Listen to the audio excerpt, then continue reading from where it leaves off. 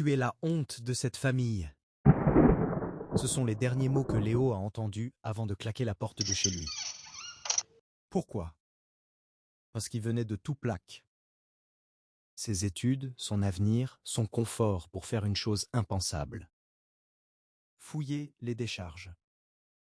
Ses amis se moquaient de lui depuis leur voiture de sport, tandis que lui s'asseyait dans un garage froid avec un simple bol de pâtes. Mais ce qu'ils ignoraient, c'est que sous ces montagnes de déchets, Léo avait trouvé un trésor que personne d'autre ne voyait. Aujourd'hui, ces mêmes amis font la queue devant son bureau pour obtenir un entretien d'embauche. Découvrez comment cet homme est passé de ramasseur d'ordures à PDG d'un empire s'étendant sur 5 pays. Voici l'histoire de Léo. Un jeune homme ordinaire qui a transformé un problème sale en un empire multimillionnaire simplement en refusant de suivre le chemin tout tracé.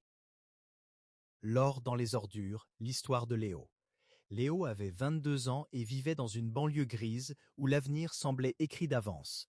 Faire des études moyennes, trouver un travail de bureau sécurisant, payer ses factures et attendre la retraite.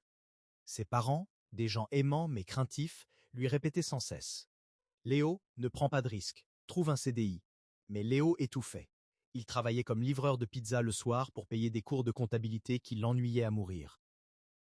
Un soir de pluie, alors qu'il livrait une commande, son scooter tomba en panne près d'une immense décharge sauvage à la sortie de la ville. En attendant la dépanneuse, il observa le paysage. C'était une montagne de vieux pneus usagés.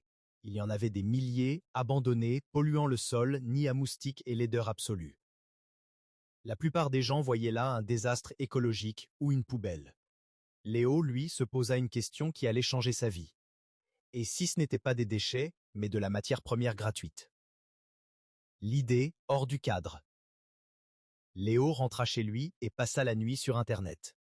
Il découvrit que le caoutchouc des pneus était incroyablement résistant, mais difficile à recycler.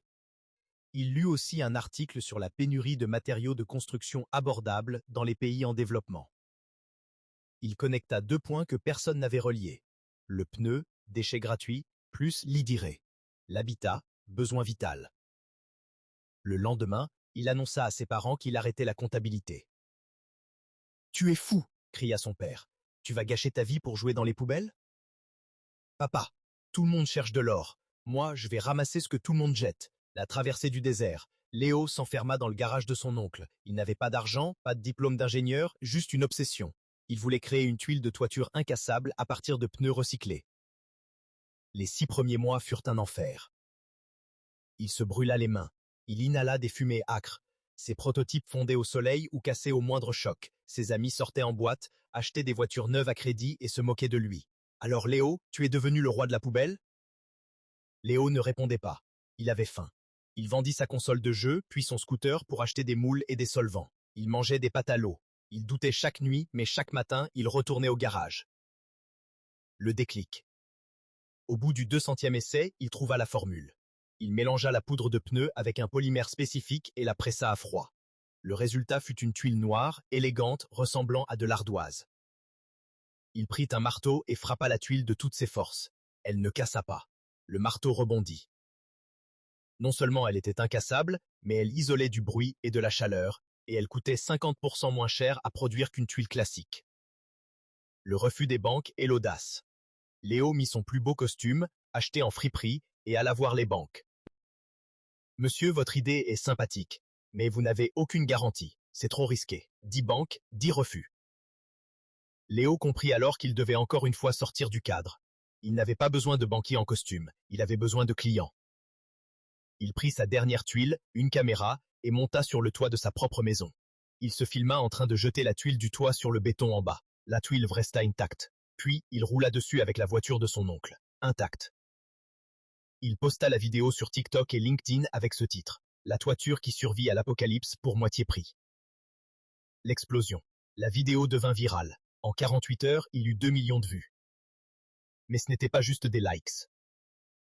Un promoteur immobilier, fatigué de la casse sur ses chantiers, le contacta. « J'en veux 5 000 pour le mois prochain. » Léo prit la compte de la commande pour louer une vraie machine industrielle. Il embaucha 2 de ses amis qui se moquaient de lui jadis pour l'aider à produire jour et nuit. Le succès, 3 ans plus tard. Léo a 25 ans. Il ne travaille plus dans un garage. Il dirige EcoRoof, une entreprise qui possède 3 usines et exporte dans 15 pays. Ils ont recyclé plus de 2 millions de pneus, nettoyant ainsi la nature, et ont logé des milliers de familles à moindre coût. Sa fortune personnelle est estimée à plus de 15 millions d'euros. Un jour, un journaliste lui demanda « Quel est le secret de votre succès ?» Léo sourit et répondit « Le secret, c'est que quand tout le monde regarde dans la même direction, il ne reste plus rien à voir. J'ai juste tourné la tête là où personne ne voulait regarder. On ne devient pas exceptionnel en faisant comme tout le monde. On le devient en osant être celui que personne n'attendait. La morale pour toi. » Cette histoire n'est pas seulement celle de Léo, c'est la preuve que 1. Tes ressources actuelles ne définissent pas ton futur. Léo a commencé avec des déchets. 2. L'opinion des autres ne paie pas tes factures. S'il avait écouté ses proches, il serait comptable malheureux. 3. La valeur se trouve dans la solution. Résous un problème douloureux, déchets plus coût du logement, et l'argent suivra inévitablement. Sors du cadre. Ce groupe pour ces tricks. Le monde est rempli d'opportunités déguisées en problèmes.